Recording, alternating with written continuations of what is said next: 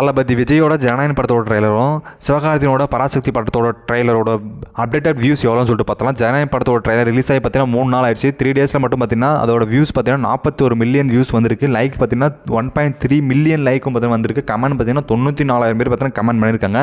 ஆனால் பராசக்தியோட ட்ரெய்லர் பார்த்தீங்கன்னா ரிலீஸ் ஆகி 2 டேஸில் மட்டும் பார்த்தீங்கன்னா 50 மில்லியன் வியூஸும் 4,82,000 லைக்கும் 21,000 பார்த்தீங்கன்னா கமெண்ட் பண்ணியிருக்காங்க.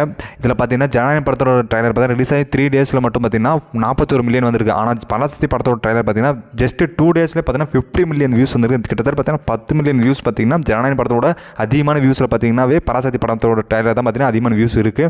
லைக்கை பொறுத்த வரைக்கும் பார்த்தீங்கன்னா ஜனநாயகன் படத்தோட ட்ரெய்லர் தான் பார்த்தீங்கன்னா 1.3 மில்லியன் லைக் வந்திருக்கு. பட் ஆனால் பராசக்தி படத்தோட ட்ரெய்லர் லைக் பார்த்தீங்கன்னா 4,82,000 லைக் தான் மாத்திரம் வந்திருக்கு. கமெண்டை பொறுத்த வரைக்கும் பார்த்தீங்கன்னா ஜனநாயகன் படத்துக்கு தான் பார்த்தீங்கன்னா அதிகமாக இருக்குது. அதாவது பார்த்தீங்கன்னா 2 படத்தோட எக்ஸ்பெக்டேஷன் பார்த்தீங்கன்னா அதிகமாக சொல்லலாம். ஏன்னா பராசக்தி படத்தோட ட்ரெய்லர் வியூஸ்ன்றது பார்த்தீங்கன்னா அதிகமாகவே இருக்குன்னு சொல்லலாம். ஏன்னா எந்த மாதிரின்னு பார்த்தீங்கன்னா அதாவது ட்ரெய்லர் பார்த்தீங்கன்னா 6 மணி தான் ரிலீஸ் ஆச்சு. பட் ஆனால் 10 மணிக்கெல்லாம் பார்த்தீங்கன்னா 10 மில்லியன் வியூஸ் வந்துருச்சு. அதாவது 4 மணி நேரத்தில் பார்த்தீங்கன்னா 10 மில்லியன் வியூஸ் வந்துருச்சு. 10:08க்கெல்லாம் பார்த்தீங்கன்னா 11 மில்லியன் வியூஸ், 10:13க்கெல்லாம் பார்த்தீங்கன்னா 12 மில்லியன் வியூஸ், 10:19க்கெல்லாம் பார்த்தீங்கன்னா 13,000 வியூஸ். அதாவது கிட்டத்தட்ட ஒரு 5 நிமிஷத்துலாம் பார்த்தீங்கன்னா 1 மில்லியன் வியூஸ் பார்த்தீங்கன்னா அதிகமாகிக்கலாம் சொல்லலாம். அதே மாதிரி பார்த்தீங்கன்னா ஜஸ்ட் 11:30க்கெல்லாம் பார்த்தீங்கன்னா 25 மில்லியன் வியூஸ் பார்த்தீங்கன்னா கலந்துருச்சு.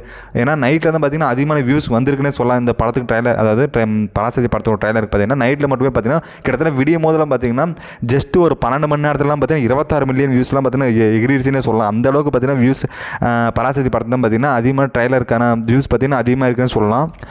ஆனால் இது வரைக்கும் சிவகார்த்திகேயன் படத்தோட ட்ரெய்லருக்கு இந்த அளவுக்கு வியூஸ் வந்ததே கிடையாது. ஜஸ்ட் 25 மில்லியன் வியூஸ்க்கு மேலே பார்த்தீங்கன்னா போனதே கிடையாது.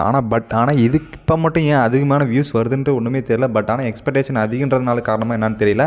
அதில் பார்த்தீங்கன்னா பராசக்தி படம் பார்த்தீங்கன்னா ஒரு தமிழருக்கான ஒரு படமாக பார்த்தீங்கன்னா ட்ரெய்லரில் பார்த்தா தெரியுது.